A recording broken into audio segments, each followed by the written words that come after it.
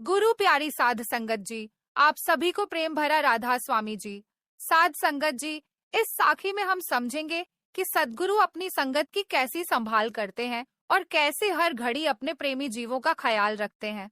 बाबा जी फरमाते हैं कि जो मालिक ने लिख दिया है वह होकर ही रहेगा, लेकिन जो सद्गुरु की शरण में आता है उसे मालिक इतनी शक्ति प्रदान करता है कि वह किसी भी मुसीबत के समय घबराता नहीं, क्योंकि उसके भीतर अटूट विश्वास जाग उठता है।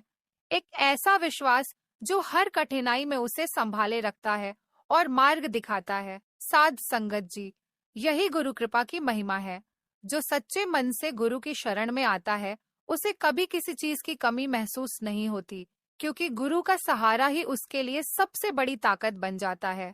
गुरु प्यारी साध संगत जी, आज की इस साखी में आप जानेंगे कि कैसे बाबा जी ने अपने एक सत्संगी की बेटी की शादी के लिए पूरा जरूरी सामान प्रदान किया। साध संगत जी, पंजाब के मलोट शहर में रहने वाला एक सत्संगी भाई छोटी सी सब्जी की दुकान चलाया करता था। बड़ा ही नेक दिल और दयालु इंसान था। जब भी कोई मजबूर या जरूरतमंद उसकी दुकान पर आता, वह बिना एक भी पैसा मुनाफा कमाए उसे सामान दे देता। उसका दिल दया और करुणा के सागर जैसा था और बाबा जी के प्रति उसका विश्वास अटूट था।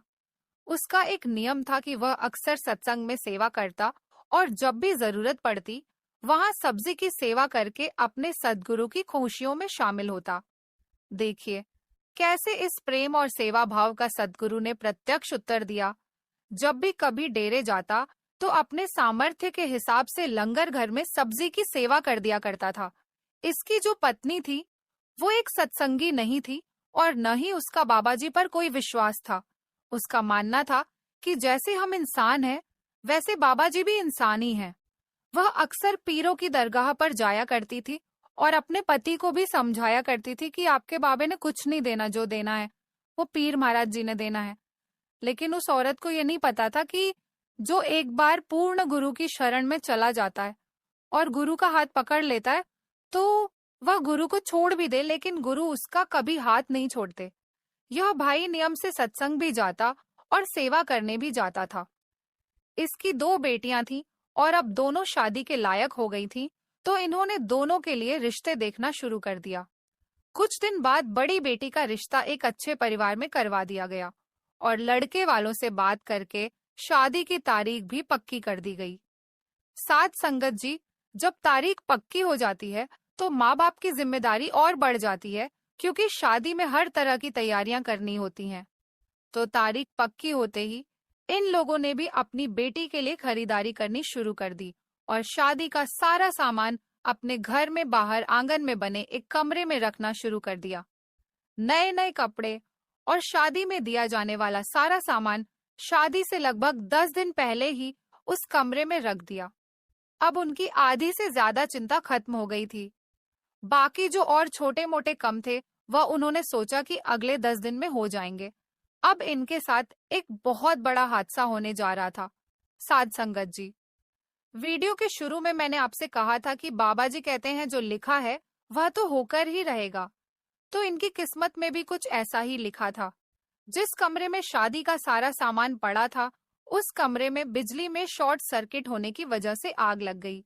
जब आग लगी तब यह घर के अंदर सो रहे थे और जब इन्हें बाहर धुआं उठता दिखाई दिया तो यह बाहर की तरफ भागे। इतने में आसपास पड़ोस वाले भी जाग गए और सब ने मिलकर उस आग को पानी से बुझा दिया, लेकिन तब तक अंदर रखा सारा सामान जलकर राख हो चुका था। साध संगत जी, वह सिर्फ सामान नहीं था, वह एक पिता की जीवन भर की कमाई थी जो उसने एक एक पैसा जोड़कर अपनी बेटी की शादी के लिए बचाई थी। अंदर का नजारा देखकर सत्संगी भाई की पत्नी जोर जोर से रोने लगी और बेटियों भी रोने लगी, लेकिन सत्संगी भाई के चेहरे पर शिकन तक नहीं थी। वह मानो यह सब देखकर मुस्कुरा रहा हो। जब अड़ोस पड़ोस वालों ने सत्संगी भाई का चेहरा देखा तो उन्होंने पूछा, भाई तू बर्बाद हो गया, लेकिन तेरे चेहरे पर शिकन तक नहीं है, तुझे कोई फर्क ही नहीं पड़ रहा। तो सत्संगी भाई कहने लगा, मैं तो मन ही मन अपने सद्गुरु का शुक्र कर रहा हूँ। यह सुनकर पड़ोसी हैरान हो गए और सोचने लगे कि यह सदमे से पागल हो गया है। फिर आगे सत्संगी भाई ने कहा, शुक्र है तेरा सद्गुरु, बहुत बहुत शुक्र है। फिर सत्संगी भाई ने पड़ोसियों को बताया। यह आग उस कमरे में भी लग सकती थी जहां मैं और मेरा परिवार सो रहे थे। मेरी किस्मत में इस आग का लगना लिखा था, लेकिन मेरे सद्गुरु ने इस आग को उस कमरे से दूर लगा दिया जहां मेरे परिवार का कोई भी सदस्य नहीं था। सोचो, यही आग अगर कमरे के अंदर लगी होती तो आज हमने भी राख बन जाना था। और रही बात समाज की जिसने पहले दिया है, आगे भी वही देगा। मैं क्यों चिंता करूं? फिर वहां से सभी पड़ोसी अपने अपने घर चले गए। सत्संगी भाई की पत्नी ताने मारने लगी कि अब कहां से लाएंगे इतना सारा पैसा। 10 दिन बाद बेटी की शादी है। सभी रिश्तेदार आएंगे तो लड़के वाले क्या सोचेंगे कि शादी में कुछ नहीं दिया। तो सत्संगी भाई ने समझाया, अभी 10 दिन है, बाबा जी अपने आप कोई ना कोई खेल रचेंगे, तू चिंता मत कर। सत्संगी भाई अपनी दुकान पर जाना शुरू कर दिया और उसकी पत्नी हर रोज उसे ताने देती थी कि कुछ नहीं देना। तेरे बाबा ने अगर मेरी बात मानकर पीर महाराज के यहाँ माथा टेक लिया होता तो कुछ बिगाड़ नहीं जाना था। सत्संगी भाई पत्नी के ताने सुनता और चुपचाप जाकर दुकान पर बैठ जाता था। ऐसे करते करते 8 दिन बीत गए। जब 9वें दिन सत्संगी भाई दुकान पर जाने लगा तो पत्नी कहने लगी, परसों बेटी की शादी है और आप कहीं से पैसा या शादी का सामान इंतजाम नहीं कर पाए, अब क्या होगा? सत्संगी भाई कहने लगा, जो होगा वह मालिक की मर्जी से होगा। यह कहकर सत्संगी भाई घर से बाहर निकल गया। उसी दिन दोपहर के समय सत्संगी भाई के घर का किसी ने दरवाजा खटखटाया। सत्संगी भाई की पत्नी ने दरवाजा खोला तो सामने एक लोडिंग गाड़ी खड़ी थी जिसमें शादी में दिया जाने वाला सारा सामान रखा था। यह देखकर सत्संगी भाई की पत्नी बहुत खुश हो गई और सोचने लगी कि उसके पति ने ही यह गाड़ी भेजी होगी, और वह गाड़ी वाले को कहने लगी कि सारा सामान अंदर रखवा दो।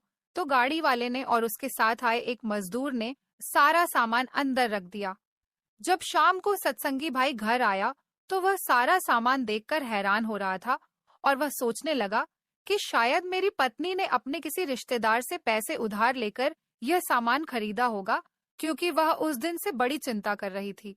जिस दिन आग लगी थी तो सत्संगी भाई अपनी पत्नी से पूछने लगा कि कितने का आया सारा सामान।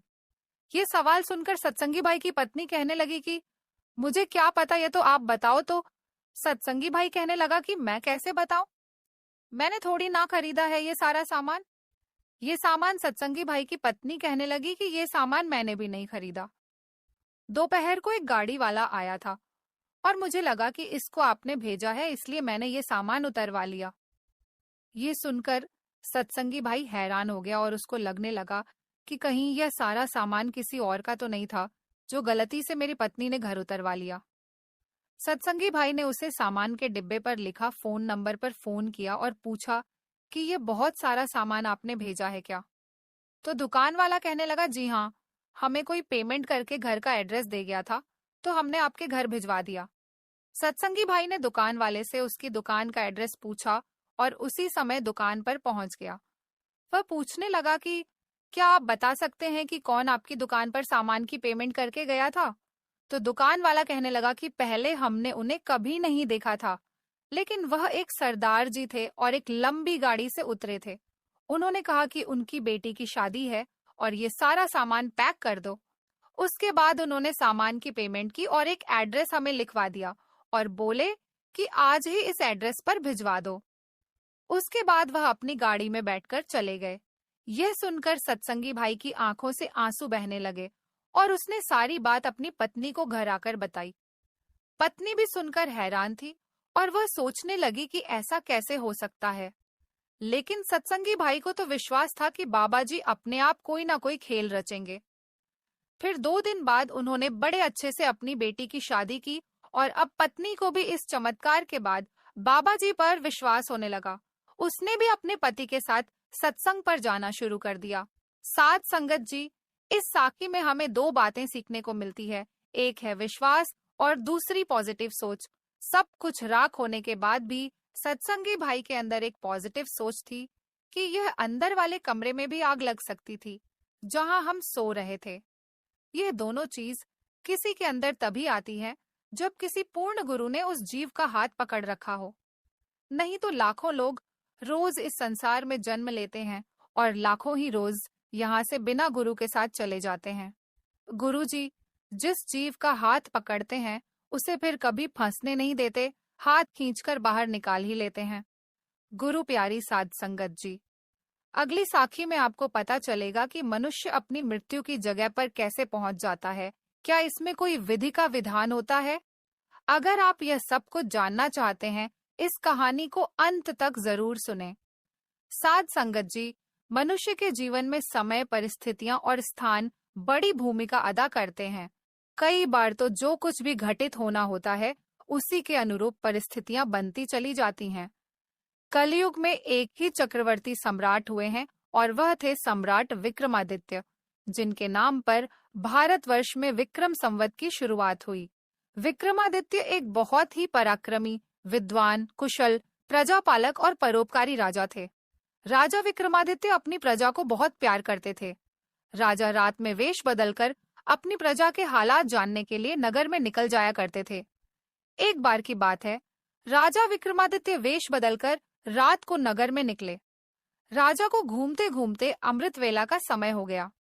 अमृत वेले के समय राजा विक्रमादित्य नगर की परिक्रमा करने वाले मार्ग से गुजर रहे थे। मार्ग के दूसरी ओर घना जंगल शुरू हो जाता था। तभी अचानक राजा ने देखा कि एक लकड़हारा कंधे पर कुल्हाड़ी लिए जंगल में प्रवेश कर गया और लकड़ी काटने के लिए एक ऊंचे वृक्ष पर चढ़ गया। तभी राजा ने देखा कि एक भयानक रीछ दौड़ता हुआ आया और उस वृक्ष पर चढ़ने लगा जिस पर वह लकड़हारा लकड़ी काट रहा था। रीछ को वृक्ष पर चढ़ते देखकर राजा को बड़ा आश्चर्य हुआ, क्योंकि रीछ तो वृक्ष पर कभी चढ़ ही नहीं सकता था। उस लकड़हारे ने जब उसे अपनी ओर आते देखा तो वह बहुत घबरा गया और डर के कारण उसके हाथ से पेड़ की टहनी छूट गई और जमीन पर गिरकर उसकी मृत्यु हो गई। उसके बाद रीछ पेड़ से नीचे उतरा और राजा के देखते ही देखते उसे रीछ ने एक सुंदर लड़की का रूप धारण कर लिया और जंगल के नजदीक स्थित एक कुएं के पास जाकर बैठ गई। राजा दूर खड़ा यह सब कुछ देख रहा था और सोच रहा था कि यह लड़की बने हुए रीछ अब क्या करेगा। थोड़ी ही देर बाद राजा के 2 सिपाही उधर से निकले और इत्तेफाक से दोनों सिपाही सगे भाई थे। छोटे भाई की नजर जब कुएं की मुंडेर पर बैठी उस सुंदर लड़की पर पड़ी तो वह बड़े भाई से बोला, देख भाई, कितनी सुंदर लड़की बैठी है, मेरा मन कर रहा है कि मैं इनसे विवाह कर लूं। बड़े भाई ने कहा, बड़े भाई के होते हुए छोटा भाई कैसे विवाह कर सकता है? बड़ा होने के कारण पहल मेरी है, इसलिए इससे विवाह तो मैं ही करूंगा। तब छोटे भाई ने कहा, इससे पहले मैंने देखा है, इससे विवाह तो मैं ही करूंगा।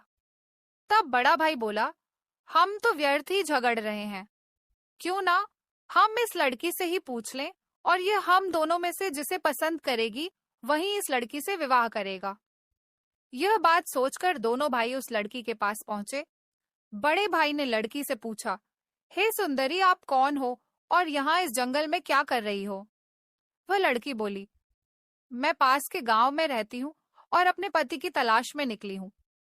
लड़की की बात सुनकर छोटे भाई ने पूछा, तुम्हारा पति कहाँ है? तुम चाहो तो उसे ढूंढने में हम तुम्हारी मदद कर सकते हैं। तब वह लड़की बोली, अभी तो मैं कुंवारी हूँ और किसी योग्य वर की तलाश में निकली हूँ। तब छोटे भाई ने कहा, हम दोनों भाई भी अभी कुंवारे हैं, अगर तुम चाहो तो हम में से किसी एक से शादी कर सकती हो। लड़की ने कहा, मैं तुम दोनों में से उससे विवाह करूंगी जो अधिक बहादुर होगा। इतना सुनते ही दोनों भाई स्वयं को एक दूसरे से श्रेष्ठ सिद्ध करने के लिए आपस में लड़ने लगे। लड़ते लड़ते दोनों भाइयों ने तलवारें निकाल ली और एक दूसरे के पेट में घुसेड़ दी। इस प्रकार तड़प तड़प कर दोनों भाइयों ने अपने प्राण त्याग दिए। यह देखकर वह लड़की जोर से हंसी और उठकर दूसरी दिशा की तरफ चल पड़ी। यह लड़की अब क्या करेगी? ऐसा सोचते हुए राजा विक्रमादित्य भी थोड़ी दूरी रखते हुए उस लड़की के पीछे पीछे चलने लगे। अब तक सुबह का समय हो गया था और सूर्य भी निकल आया था, परंतु राजा विक्रमादित्य एक रीछ का पेड़ पर चढ़ना और फिर एक सुंदर लड़की का रूप बदलने की विचित्र घटना अपनी आंखों से देखकर अपनी होश खो बैठे थे। उन्हें अपनी भूख, प्यास और राजपाट के बारे में कुछ भी ध्यान ना रहा। राजा को ध्यान रहा तो केवल उस रहस्यमयी सुंदर लड़की के विषय में जानने की जिज्ञासा। इसीलिए राजा सावधानी पूर्वक लड़की का पीछा करने लगे। लगभग 200 कदम आगे चलने के बाद राजा विक्रमादित्य की हैरानी की सीमा न रही क्योंकि देखते ही देखते वह सुंदर लड़की अब एक लड़की नहीं रही, बल्कि एक जहरीले नाग का रूप धारण कर चुकी थी। वह जहरीला नाग अब बड़ी तेजी से आगे बढ़ने लगा। कुछ दूर आगे चलकर नदी बह रही थी। वह भयानक जहरीला नाग नदी किनारे पहुंचकर कुछ समय रुका और फिर राजा के देखते ही देखते नदी में कूद गया। नदी के बीचों बीच एक नाव चल रही थी, जिसमें बहुत सारे लोग सवार थे। वह जहरीला नाग उस नाव की तरफ बढ़ने लगा। सम्राट विक्रमादित्य नदी के किनारे खड़े होकर यह सब देख रहे थे। देखते ही देखते वह जहरीला नाग उस नाव में कूद गया। नाव पर नजर पड़ते ही नाव में भगदड़ मच गई और लोग अपनी जान बचाने के लिए नाव से बाहर पानी में कूद पड़े। उनमें से जो लोग तैरना जानते थे, वह तो तैरकर नदी से बाहर चले गए, और जो तैरना नहीं जानते थे, वे सभी पानी में डूबकर मर गए। थोड़ी देर बाद वह नाग नदी से बाहर निकला और नदी के किनारे किनारे आगे बढ़ने लगा। सम्राट विक्रमादित्य उसके पीछे पीछे चलने लगे। कुछ दूर जाकर राजा विक्रमादित्य एक बार फिर हैरान रह गए, क्योंकि उस नाग ने एक बार फिर अपना रूप बदल लिया। अब वह एक बूढ़े ब्राह्मण के रूप में था। विक्रमादित्य ने सोचा कि इस रहस्यमयी प्राणी के बारे में जानकारी लेने का अच्छा अवसर है, क्योंकि इस समय वह एक बूढ़े ब्राह्मण के रूप में है और मैं इसके बारे में आसानी से पूछ सकता हूँ। यह सोचकर राजा विक्रमादित्य जल्दी से उस रहस्यमयी ब्राह्मण की ओर बढ़ने लगे। राजा विक्रमादित्य तेजी से चलते चलते एकदम उस ब्राह्मण के सामने पहुंच गए और उसे हाथ जोड़कर प्रणाम किया। ब्राह्मण ने भी हाथ उठाकर उनका प्रणाम स्वीकार किया। तब राजा विक्रमादित्य ने पूछा, आप कौन हैं? वह बोला, तुम्हें दिखाई नहीं देता। मैं ब्राह्मण हूँ। राजा ने कहा, आप झूठ बोल रहे हो, आप ब्राह्मण तो नहीं हो। वह बोला, तो फिर तुम ही बता दो कि मैं कौन हूँ। राजा बोले, तुम वह नहीं हो जो नजर आ रहे हो। वह बोला, मैं जो कुछ भी हूँ, तुम्हें इससे क्या लेना देना? तुम अपने काम से काम रखो और यहाँ से जाओ। राजा ने कहा, मैं सच्चाई जाने बिना आपका रास्ता नहीं छोड़ूंगा, आपको सच्चाई बतानी ही पड़ेगी। वह बोला, मैंने तुम्हें बताया तो है कि मैं एक ब्राह्मण हूँ। राजा बोले, आप मुझसे झूठ नहीं बोल सकते। मैं आपका तब से पीछा कर रहा हूँ जब आप रिच बने हुए थे। उस समय आपने उस नौजवान लकड़हारे को मारा। फिर उसके बाद आप एक सुंदर लड़की बने और उन दोनों सिपाही भाइयों को एक दूसरे के हाथों मरवा दिया। फिर उसके बाद आपने एक जहरीले नाग का रूप धारण करके नदी में छलांग लगाई और नदी पार कर रही नाव में घुस गए। तुम्हारी दहशत के कारण नाव में सवार यात्रियों में भगदड़ मच गई और नाव पलट गई, जिसके कारण आधे यात्री नदी में डूबकर मर गए। अब आपने बूढ़े ब्राह्मण का रूप धारण किया हुआ है। अब सीधी तरह से सच सच बता दो कि आप कौन हो। वह बोला, यदि ना बताऊं तो उसकी बात सुनकर राजा ने अपनी तलवार निकाल ली और बोले, तो फिर मरने के लिए तैयार हो जाओ। तुम नहीं जानते, यह राजा विक्रमादित्य की नगरी है और मैं राजा का वफादार नौकर हूँ। उस धर्मात्मा राजा की नगरी में तुम इतने लोगों की जान लेकर जीवित बचकर नहीं जा सकते। इसलिए मरने से पहले जल्दी से बता दो कि तुम कौन हो। राजा विक्रमादित्य की धमकी को सुनकर वह बूढ़ा ब्राह्मण जोर जोर से हंसने लगा और बोला, मैं जानता हूँ कि यह महाप्रतापी सम्राट विक्रमादित्य की राजधानी है और मैं यह भी जानता हूँ कि तुम ही सम्राट विक्रमादित्य हो। फिर भी एक बार जान लो, तुम मुझे मार नहीं सकते, बल्कि एक दिन ऐसा आएगा कि मैं ही तुम्हें मरने के लिए विवश कर दूंगा। उसकी यह बात सुनकर राजा विक्रमादित्य सोचने लगे, जिसने इस वेश में भी मुझे पहचान लिया, वह कोई छोटी मोटी हस्ती तो हो नहीं सकती। इसलिए राजा विनम्र होकर बोले, अब आपने मुझे पहचान ही लिया है, तो कृपया आप बताएं कि आप असल में कौन हैं।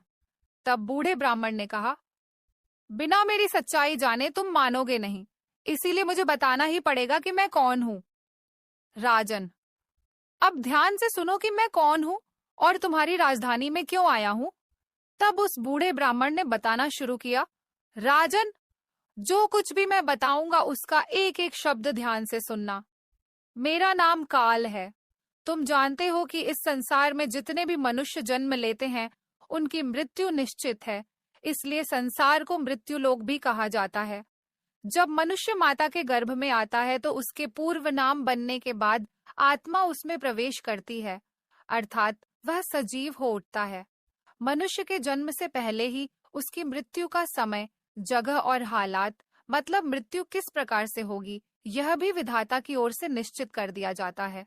राजन, तुम यह भी जानते हो कि दुनिया के हर मनुष्य के जन्म मरण का लेखा जोखा चित्रगुप्त के पास है।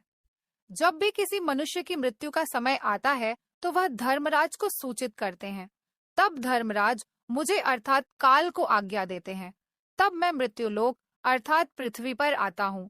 मुझे यह पता होता है कि किस समय, किस जगह पर और किस हालात में मृत्यु होगी। मैं उस मनुष्य को निश्चित समय पर उस निश्चित जगह पर लेकर जाता हूँ, अर्थात पहुंचा देता हूँ जहाँ पर उसकी मृत्यु लिखी होती है। मैं उस स्थान पर वैसी ही परिस्थितियों अर्थात हालत बना देता हूँ। उस लकड़हारे को मैंने नहीं मारा। राजा विक्रमादित्य बोले, तुम फिर झूठ बोल रहे हो। मैंने स्वयं अपनी आंखों से देखा है कि उस लकड़हारे की मृत्यु का कारण तुम ही थे।